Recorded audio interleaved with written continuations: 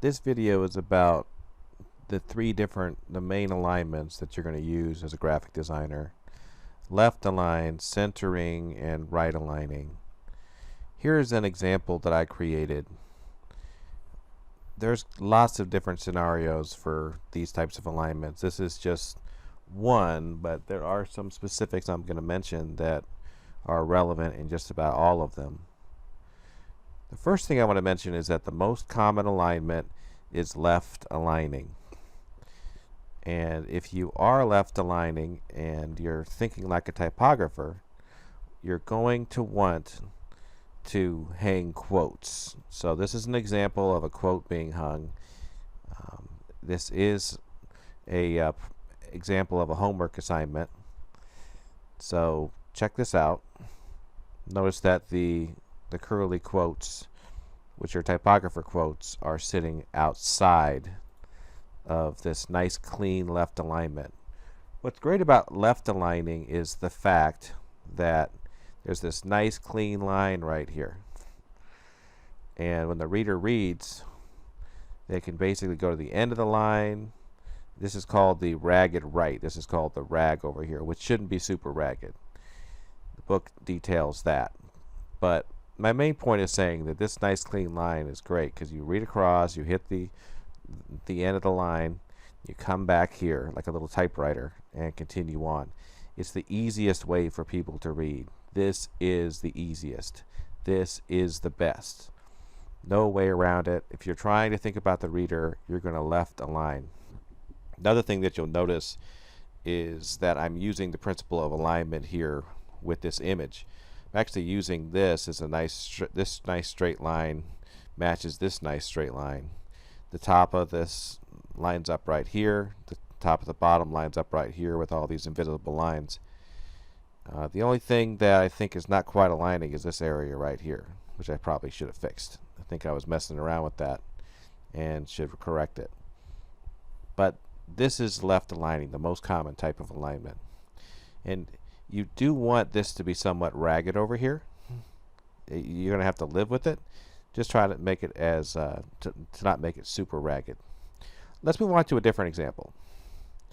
So here is another example that I created, and this is centering. I want to talk about what you're looking at here. I'm going to press W and show you these guides that I'm going off of for this guy. Basically, there's a guide here. This represents the wall. There's a guide here. You might think that I should have centered left to right, but I actually found a wall right here using the center of this man here. It's a trick, but it works pretty well. So I'm centering to a space here and here, an invisible space, and top to bottom is the same amount of space.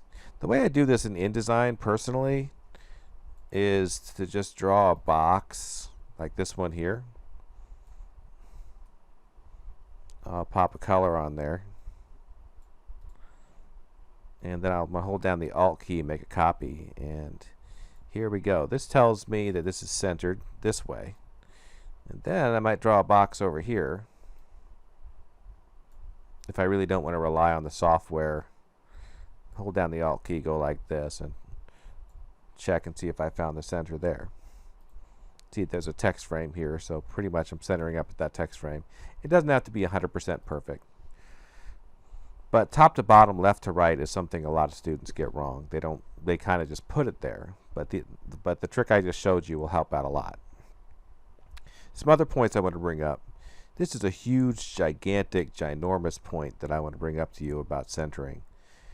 If you want centering to look good, then you want a ragged left and a ragged right. So this is the left. Notice how it indents, comes back out, indents, comes back out, indents again. This random quality is what makes centering look good. If you try to square it out but don't quite do this correctly, if it doesn't square out perfectly, it looks like a mistake. So make it look really intentional, like you meant to center. And do the same thing on both sides, and you'll see a big difference in how this looks. If you look, I've actually got, whenever you press W, by the way, you're going to be able to see the screen in InDesign without any of the guides and margins, and I happen to have special characters turned on, you won't see any of that stuff. It's a great way to work. But make it ragged on both sides intentionally. Of course, the spacing should be uniform, and you should make sure it centers left to right, and depending on the situation, top to bottom as well. This is a little bit, the most obvious way to do this is to center it to an image that's already centered, which I didn't do in this case. I literally just found a middle between here and here, which you can do when you're designing. All right, so this is the last topic, which is right aligning. Now, people don't read this way. In the United States, other countries they do, but here in the United States, we read left to right. So anytime that you do a ragged right or a right alignment, as you're seeing here, anytime you do this, you're working against the grain. You only want to do it with titles. You never want to do it with copy ever. But all of these are titles for the most part. None of this is copy, which you should understand at this point in the course. Right aligning, again, you've got a nice clean line going on right here.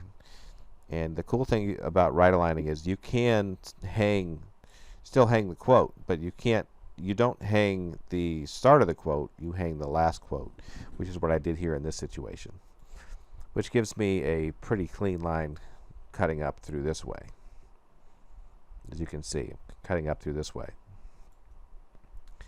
So right aligning is the least common of all of these, but it's fun, and you are allowed to do it. You'll notice that I didn't center this top to bottom. I actually let the image dictate where this was going to be.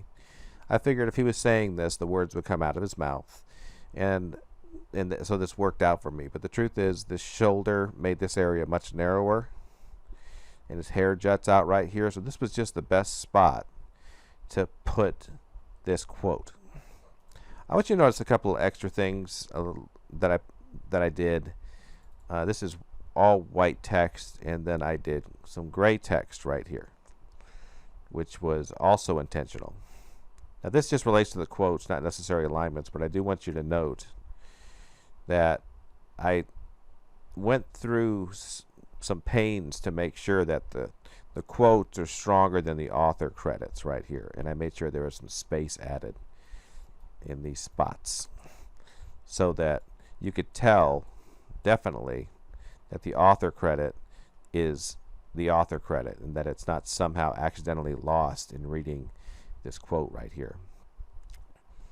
I did that with all of them. But let me repeat this. Left aligning is the most common. Centering is the second most common, and it's also the most boring. It's also the most difficult to read because you make it so ragged on the left and the right. It's really reserved for wedding invitations and short quotes like this one. Don't ever use it. Don't ever center a paragraph or center your copy. It's one of the worst mistakes you can make. And then there's right aligning, which is something that you never do except for creative reasons. And there are situations where it works. And yes, you can still hang the quote, but you would hang the quote on the right where there's a nice clean straight line. So those are some tips on alignments. Of course, there's a whole nother alignment we haven't talked about, which is justifying. We'll talk about that at a different time.